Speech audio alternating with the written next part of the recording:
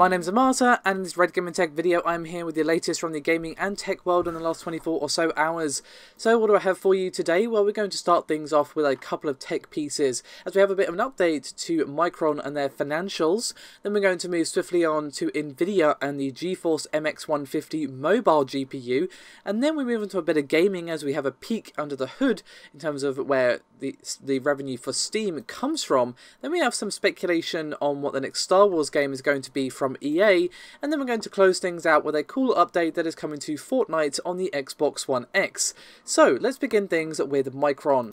Now, of course, Paul just covered this, saying how Micron is doing rather well for itself, as they saw their expectations being overshot, as analysts expected revenue of 7.25 billion for the quarter, and they posted revenue of 7.35 billion, and this is a 50% increase for the quarter year over year, which is quite frankly insane. And their net income was also up massively compared to a year ago. But despite this fact, we have seen Micron's shares plummeting, as they are down almost 8% after posting these revenue earnings.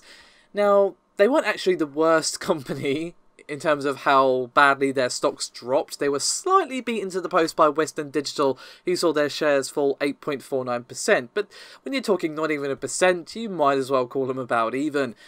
So, as Paul discussed yesterday, and go watch the video if you are at all interested, as I would recommend. He did quite the nice job covering it. But basically TLDR is that this impressive sales has been, let's say, helped along, given a helping hand by the fact that memory prices have been nothing short of nuts due to production issues and, of course, an ever-increasing demand.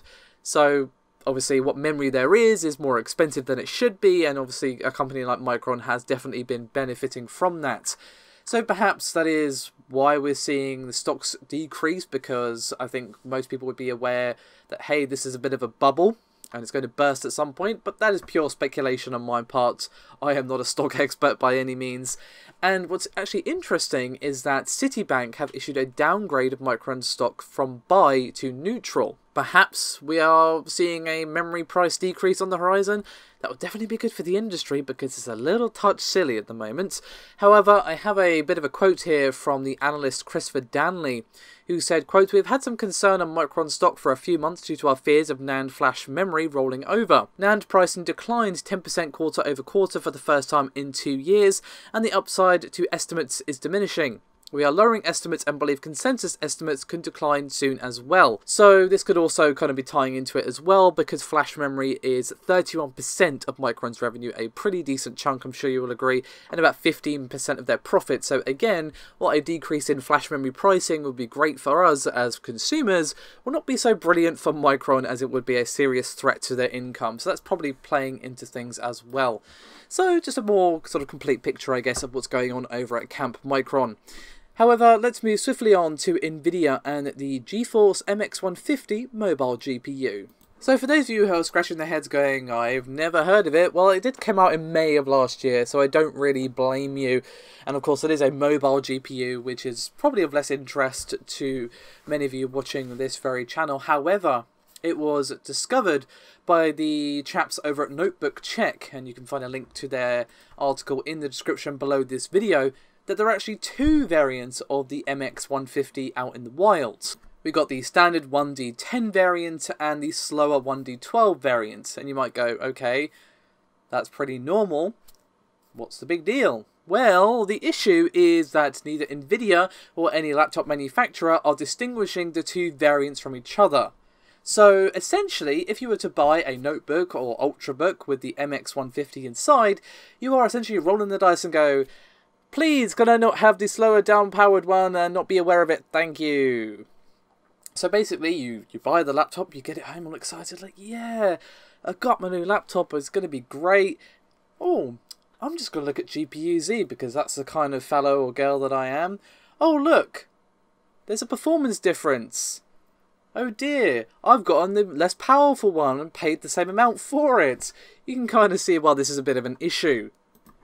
But, of course, what actually matters is the technical difference between the two. Obviously, it's bad enough that there is a difference and there's no label or anything to warn you of that, but you know, you might say, how much of a difference is it? Well, the standard 1D10 variant has a clock of 1469 megahertz, a 1532 megahertz boost clock, and a 1502 megahertz memory clock. So what about the 1D12 variant? Well, that has a 937 megahertz core, a 1038 megahertz boost clock, and a 1253 megahertz memory clock. So it's pretty significant, as you are looking at a 30% reduction in core clock alone.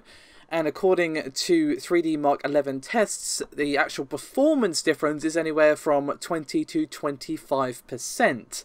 Now, Notebook Check did check several models, various different laptops, which you can see on the charts, which will be on screen right about now. And obviously, I've already been playing, so do skip back if you missed them.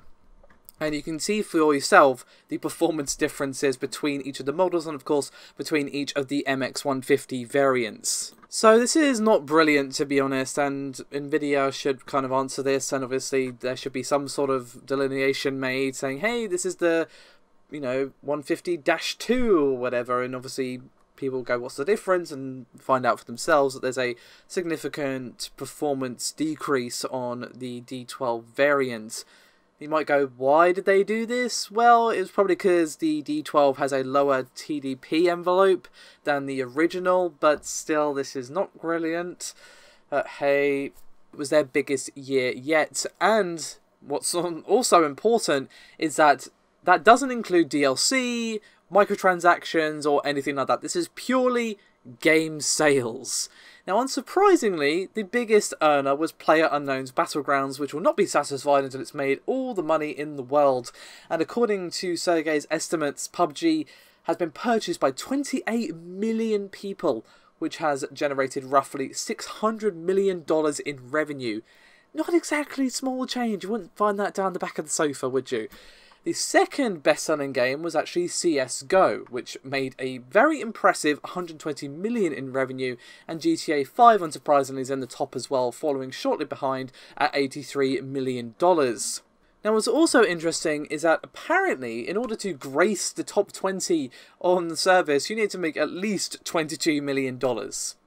Yeah, alright, that sounds reasonable, Steam, but to be fair, when the top earning game is making $600 million in revenue, you can kind of see, like, yeah, you need to be selling a ton in order to be in Steam's top 20. So, an interesting peek under the hood, and I find it quite interesting that 100 games are accounting for basically half of that impressive revenue stream. Obviously, the rest are accounting for the rest of it, which is still pretty interesting, but it just goes to show you just how much those top 100 are actually bringing in. And as I said, you have to make 22 million in order to be in the top 20. And we have, you know, Witcher 3, Rainbow Six Siege, Dark Souls 3 on there, you know, games that are pretty damn popular. This is the sort of pedigree that you have to have, and the sort of impact they are making for Steam, and just how much money Gaben is swimming in his Scrooge McDuck style swimming pool. However, as cool and interesting as this is, there is a sort of darker side to this, to be honest, as we saw in a GDC talk by one Mike Rose, who is an indie publisher, excuse me. It'd be good if I could speak. That's also generally helpful, especially when you're talking to people on the internet. But essentially, he said that in February, 850 games launched on Steam, which is about 40 a day, and about 82% of those, according to him, didn't even make what would be the minimum wage. So, to quote him directly, quote, about 82% of those didn't even make minimum wage. By this I mean the money that came out of 82% of the games that came out on Steam will not support a singular person on American minimum wage, which I had to Google. Now, the crux of his talk is basically about the sheer amount of games on Steam and how many of them just don't sell anymore. Now, we have seen this become an increasingly worrying problem for Steam, as it becomes harder and harder to find really good games on Steam, and to find something that you're actually interested in, because there is just so many games on Steam. It's really, really hard to find the gems, and obviously it's becoming harder and harder for indie games, and games in general, to be honest, to actually stand out.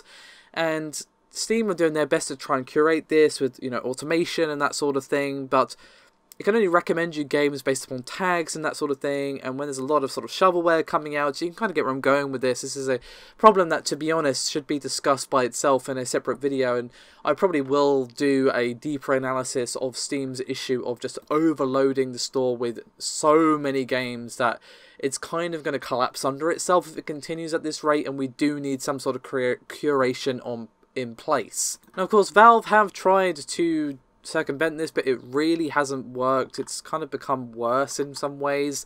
I don't want to go back to the days where Steam was a walled garden at all, but now there's just too much. There needs to be some sort of curation. There needs to be a human being, or several human beings preferably, somewhere on there just kind of picking out the worst ones, because Rose brought to the table some pretty depressing figures about how the average game on Steam will sell about 2,000 copies, which is great, but obviously that's not going to keep you surviving, really.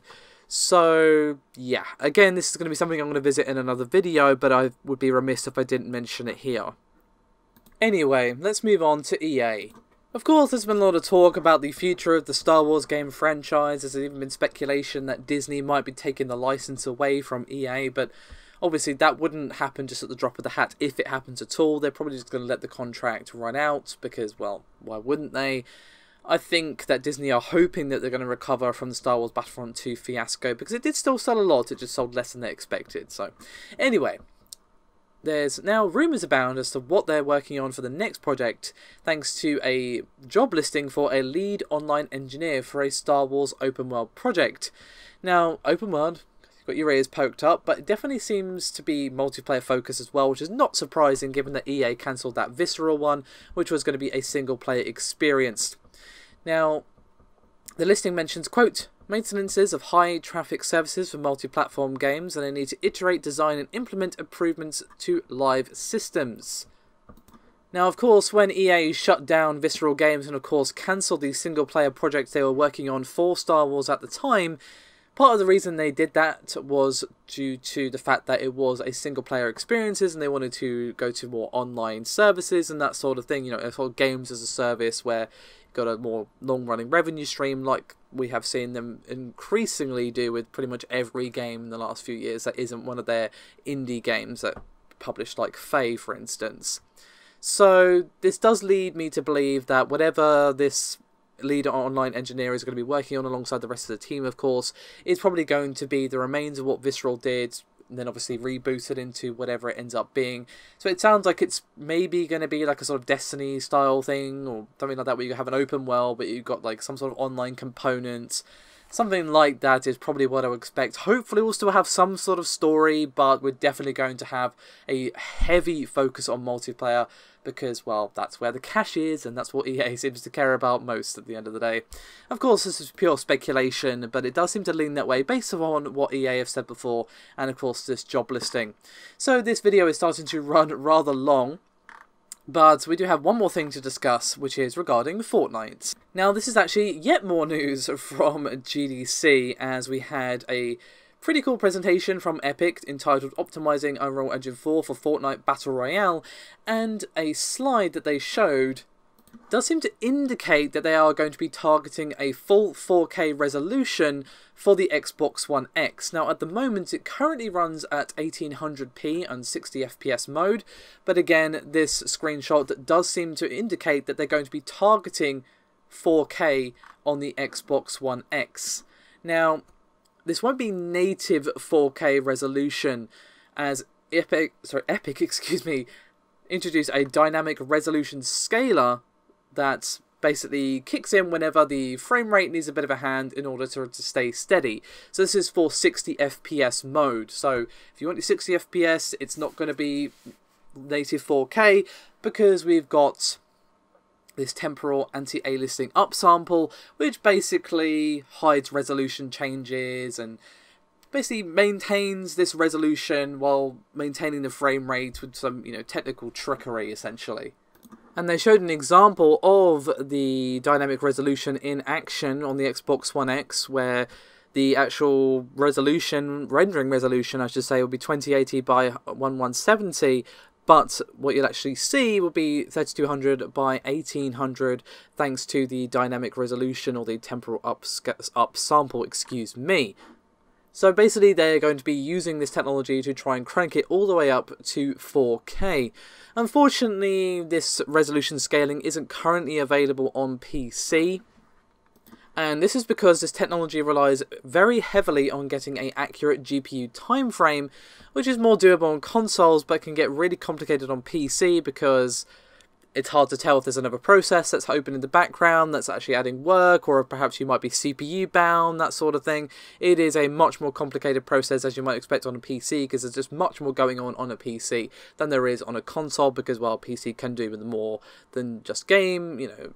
Your antivirus might decide to be like, hey, you want to upgrade, bruh? And you're just like, no, I'm good, actually. But obviously that takes away resources and all that sort of thing. So that's why we don't have it in place. But it would be nice to see it. Obviously, I think most people would be like, oh, I can just run it just fine. But obviously, if perhaps you're lacking in the power department without the money to upgrade, it would be nice to see something like this perhaps given as an option to players. But I doubt we'll be seeing it anytime soon, if ever. So some pretty cool news for Fortnite fans. Anyway, that is me done for this video. Thank you very much for watching. Your support is always appreciated. I'll see you next time.